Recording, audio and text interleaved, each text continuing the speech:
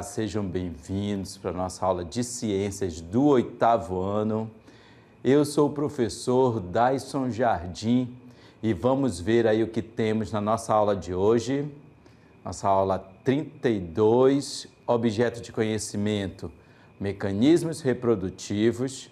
E no detalhamento nós vamos ver os métodos contraceptivos que impedem a disseminação de infecções sexualmente transmissíveis, ISTs, e também sobre incidência de casos de HPV no Amazonas. Então, prepare-se aí com seu caderno e caneta na mão e vamos para a nossa aula.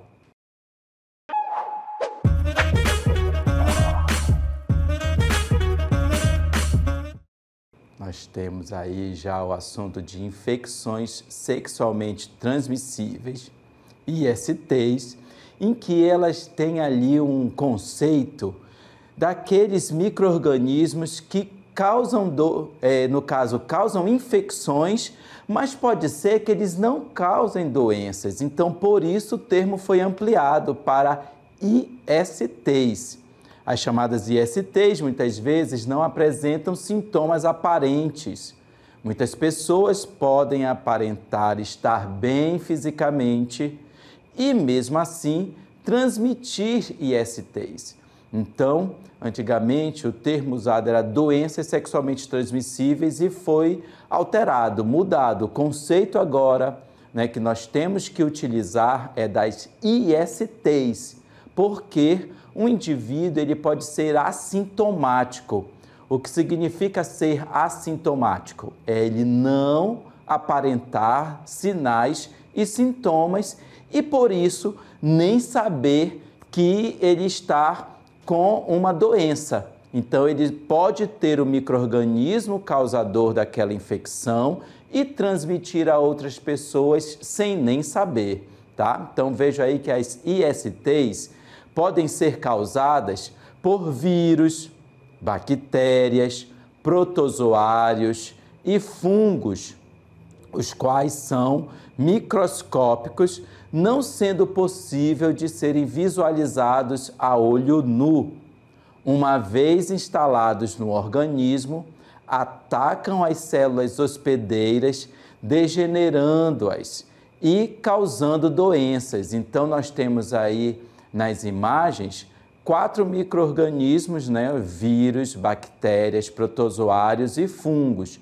Você deve ter em mente que esses são agentes etiológicos, são aqueles micro-organismos que causam infecções e essas infecções podem desenvolver sinais e sintomas, fazendo com que o indivíduo tenha ali aquela doença. Saiba vocês que somente com os sinais e sintomas é que nós temos aquela sensação de que algo não está bem no nosso organismo, tá? E que por isso nós vamos precisar procurar um atendimento médico para que possamos tratar, aquela doença que está nos causando ali um desconforto, tá bom? Então, a importância da prevenção, veja aí, contra as infecções sexualmente transmissíveis é o uso de preservativos masculinos e femininos, tá? Então, vocês têm aí imagem tanto do preservativo masculino e também o preservativo feminino ao lado, que ele tem uma característica aí de ser maior, ter essas 2 argolas que facilitam a colocação desse preservativo na genitália feminina, tá? No entanto, outros cuidados são necessários para evitar a contaminação por micro-organismos causadores das ISTs. Vamos ver aí. Manter relações sexuais apenas com o uso de preservativos, não compartilhar agulhas e seringas, não compartilhar alicates e cortadores de unhas que não estejam devidamente esterilizados e não compartilhar roupas íntimas. Então, nós estamos vendo aí que existem várias maneiras, vejam aí cada uma destas, são várias preocupações que devemos ter para que possamos evitar, e não somente o uso de preservativos, né, a camisinha masculina ou a camisinha feminina. Desde, por exemplo, quando nós vamos ali no salão cuidar das unhas, cortar o cabelo, nós devemos estar preocupados com como que são esterilizados esses equipamentos, esses instrumentos que são ali utilizados. Devemos estar preocupados com o compartilhamento desses itens de higiene pessoal, roupas íntimas também, para que possamos então evitar com que tenhamos contato, né, com aquele agente etiológico, com aquele micro-organismo que pode ser transmitido de uma pessoa a outra, tá? Então vamos iniciar aí com a sífilis, a primeira infecção sexualmente transmissível, tá? Então a sífilis, ela tem aí que ela é causada por uma bactéria. Eu sugiro com que vocês possam ter em mente o micro-organismo que causa a doença e também o nome do agente etiológico. Vejo aqui que é a Treponema pallidum. Treponema pallidum é um agente etiológico, no caso uma bactéria, que é aquela que transmite a doença chamada sífilis. Então, nós temos aí várias informações de como nos prevenir, de como, quais são os sinais e sintomas que nós vamos ter, no caso, ao ser causados por essa bactéria, tá bom? Veja aí, Treponema pallidum. Então, os sintomas. A infecção pela bactéria pode causar lesões endurecidas e dolorosas nos órgãos genitais. Também é comum aparecerem manchas vermelhas na pele, na região das palmas, das mãos e da planta dos pés. A pessoa infectada pode apresentar como sinais e sintomas febres e dores no corpo. Se não for tratada, a sífilis pode evoluir para estágios mais graves e atingir o sistema nervoso, o sistema cardiovascular e levar o indivíduo à morte. Então aí nós temos os sinais e sintomas da doença sífilis. E como que elas são transmitidas, né? A sífilis, ela pode ser transmitida além do contato sexual. A transmissão pode ocorrer por transfusão sanguínea e também da mãe para o bebê através da placenta durante a gestação. Então, é importante que, neste caso, aquele pré-natal que é feito pelas mulheres desde quando iniciam ali aquele momento da gravidez, já vai poder ter a identificação das doenças possíveis que a mãe possa ter e assim já iniciar tratamento e prevenção dessa transmissão aos filhos, né, durante todo esse momento do pré-natal. Por isso é importante ter o acompanhamento pré-natal aí para as meninas, tá bom? Então vejam aí o tratamento. O tratamento consiste no uso de antibióticos, né, são medicamentos específicos para bactérias, tá? E a prevenção é o uso de preservativos durante o contato sexual. Imaginem vocês que não é para usar o preservativo depois de ter iniciado esse contato sexual genital, porque ali já houve o contato das mucosas, né, do pênis e vagina e ali uma possível transmissão.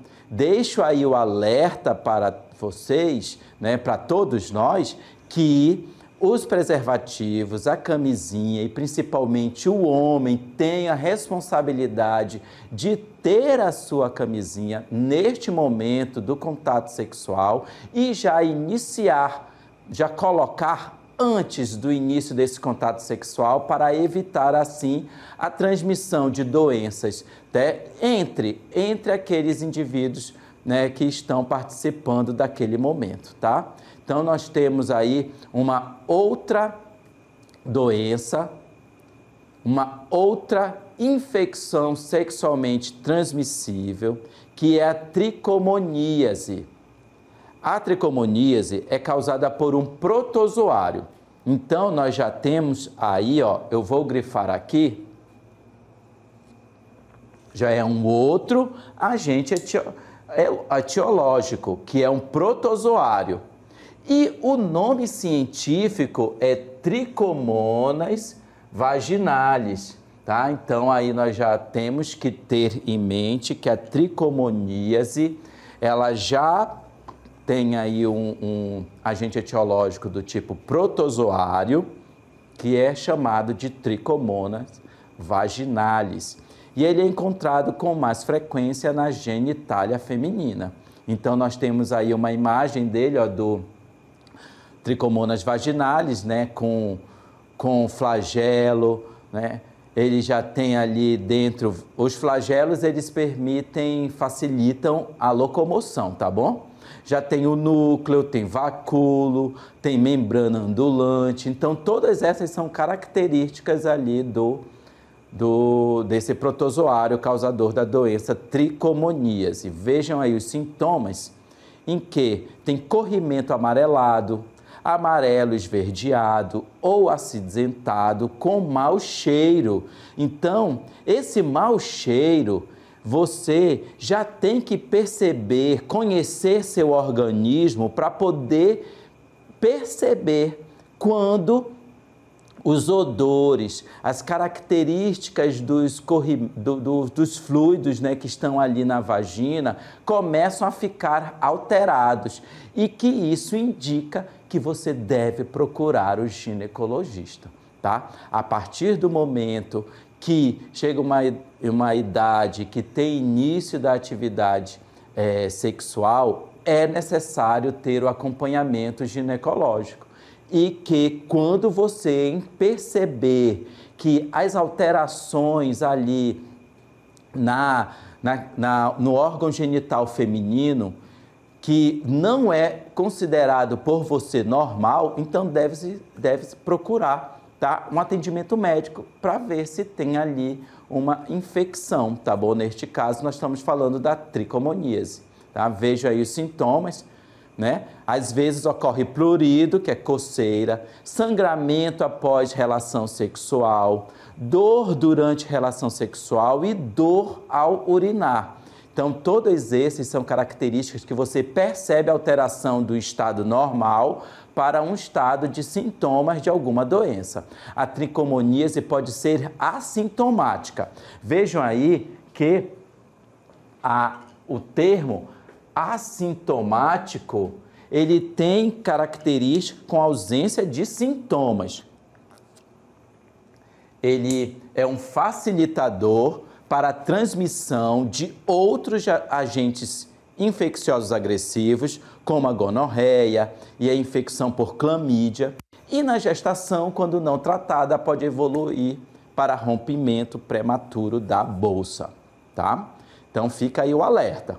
Vamos ver aí como diagnóstico.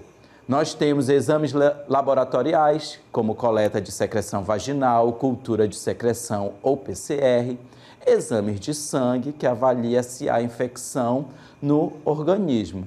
E como tratamento, uso de antibióticos, quimioterápicos, sendo obrigatório o tratamento conjunto do parceiro sexual para evitar a reinfecção.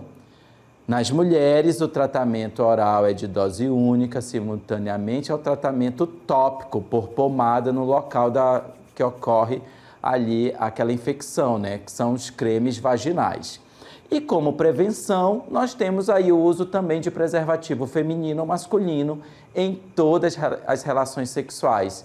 Então, vamos aí combinar que o uso do preservativo, da camisinha, ela é importante para evitar todas as infecções sexualmente transmissíveis pelo contato físico entre os genitais, entre os fluidos, né, genitais. Então, é importante, neste caso, o uso da camisinha. E também, no caso de outros instrumentos, né, como dos referentes a salões de beleza, aqueles instrumentos de beleza, por exemplo, eles devem ser esterilizados e também, no caso, outras formas de prevenção de doenças infecciosamente transmissíveis, não compartilhar roupas, tá bom? Vamos agora aí para o HPV, vejam aí o papiloma vírus humano, tá? Ele não tem um nome científico em si, ele é um vírus, tá? Ele é denominado de papiloma vírus, como diz aí, né, humano, e infecta pele e mucosas, oral, genital ou anal, tanto de indivíduos do sexo masculino quanto feminino, tá? Então nós temos aí que uma outra doença que é chamada de HPV, e eles causam lesões nessas mucosas, nesse tecido ali dos órgãos genitais e oral ou anal, tá bom? Então vejo aí que as lesões genitais podem ser de alto risco, porque são precursoras de tumores malignos, especialmente do câncer de colo do útero e também câncer de pele. Então, nós estamos falando aí já de uma doença que é chamada de HPV, e esta doença pode evoluir se não tiver diagnóstico, tratamento para outras doenças que são denominadas de câncer do colo de útero ou de pênis também. Vejam os sintomas, que a infecção pelo HPV pode ser assintomática quando não possui sinais e sintomas. Você não sabe que está com HPV. Ou provocar o aparecimento de verrugas. Aí já é um sinal, né? É possível ver uma verruga, tanto nos genitais, né? Na boca, oral e anal, tá bom? Então, como tratamento, vejo aí que nós temos nós temos que essa transmissão se dá predominantemente por via sexual, mas existe a possibilidade de transmissão vertical mãe-feto naquele momento ali do parto, e através da saliva ou de autoinfecção, o próprio indivíduo se recontaminar por várias vezes, e de infecção por perfuração ou corte com objetos contaminados pelo HPV. Então, tipo lâminas de barbear, aquelas lâminas de barbeiro do corte, né, do cabelo, todas elas, se não forem esterilizadas, por terem contato com outras pessoas que estão ali com essa infecção, pode ser transmitida ao indivíduo saudável e ele começar a desenvolver ali também o HPV, sabe? Aqueles sinais de dedo também é um tipo de HPV, mas no caso aqui nós estamos mais preocupados, né, em transmitir para vocês das infecções sexualmente transmissíveis, em que elas, além de ser uma doença, pode evoluir para dois tipos de cânceres, né? Tanto no homem, câncer de pênis, quanto na mulher, câncer de colo de útero, tá bom? Então, vamos ver aí que o diagnóstico nos homens é devido às características anatômicas dos órgãos genitais, as lesões são facilmente observadas. Então, claro, os meninos, homens, podem ver aquela verruga quando está ali no órgão genital masculino, tá bom? Então, neste caso, por mais que você, ao ver, você já tem a possibilidade de procurar um atendimento médico, porque você sabe que algo não está normal. Veja aí que ainda essas lesões são visíveis. Os homens contaminados com HPV podem transmitir o vírus para os seus parceiros e parceiras. Ele já sabe que está com HPV, com aquela verruga, então tem que aumentar o cuidado pessoal, tá bom? Vamos ver aí que nas mulheres, o exame preventivo, que é chamado de Papa Nicolau, ele é um dos mais eficazes para diagnosticar aquela verruga que está lá no colo de útero e que, assim, aquela lesão que foi causada pelo vírus pode, então, ser diagnosticada, tá bom? É importante que as mulheres, anualmente, após o início da sua atividade sexual possam fazer acompanhamento ginecológico, tá? Vejam aí que nós temos o tratamento das verrugas genitais e no ânus também tem as verrugas, né, anais, e que elas também, você pode, no atendimento médico, ter a identificação, o diagnóstico e o tratamento dessas verrugas, tá? Consiste na destruição das lesões. Então, ali são feitos tratamentos específicos que o médico vai ali passar, né, indicar para que seja feito e assim você ter no caso, a eliminação, o tratamento daquela verruga e não transmitir a outras pessoas. Veja aí a prevenção. A principal forma de prevenção do contato com o vírus é o uso de preservativo durante as relações sexuais.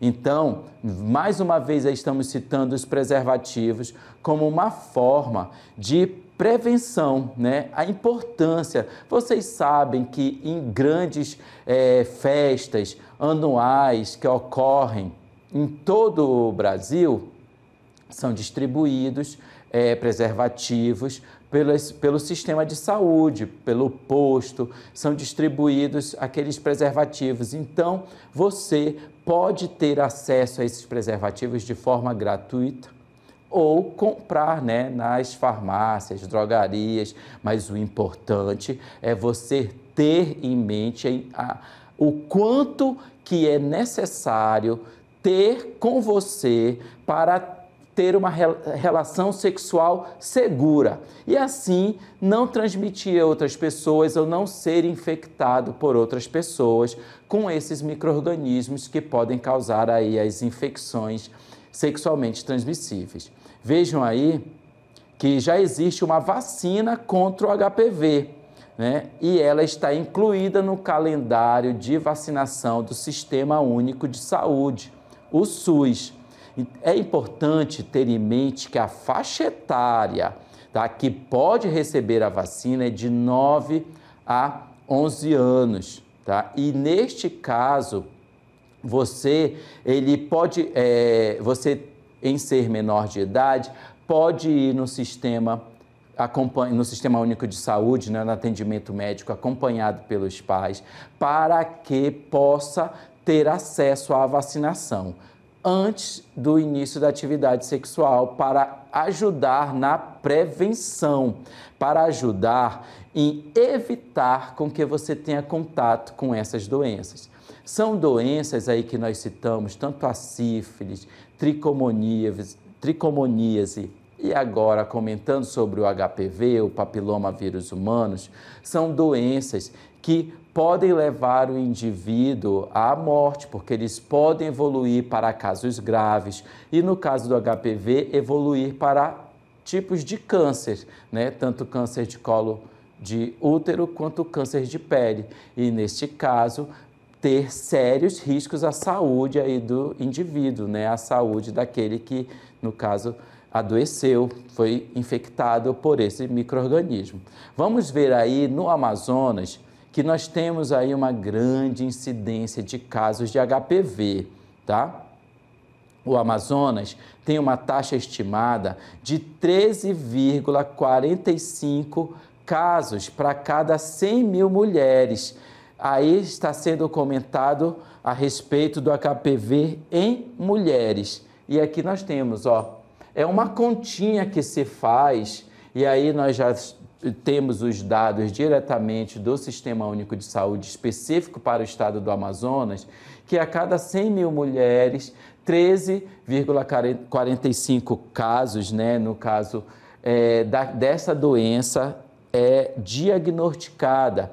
E nós estamos vendo aí que chama a atenção que na região norte, ó, nós estamos falando aqui agora na região norte, onde os óbitos por câncer de colo de útero, e por isso o dado ele veio a respeito das mulheres, porque nós estamos especificando aqui o câncer de colo de útero. Ele ocupam a primeira posição, Então, são muitos óbitos relacionados a essa doença, né? O câncer de colo de útero, representando 15,4% dos óbitos por câncer em mulheres. Então, olha só o quanto que essa doença pode causar nas mulheres, né? O HPV pode levar ao câncer de colo de útero.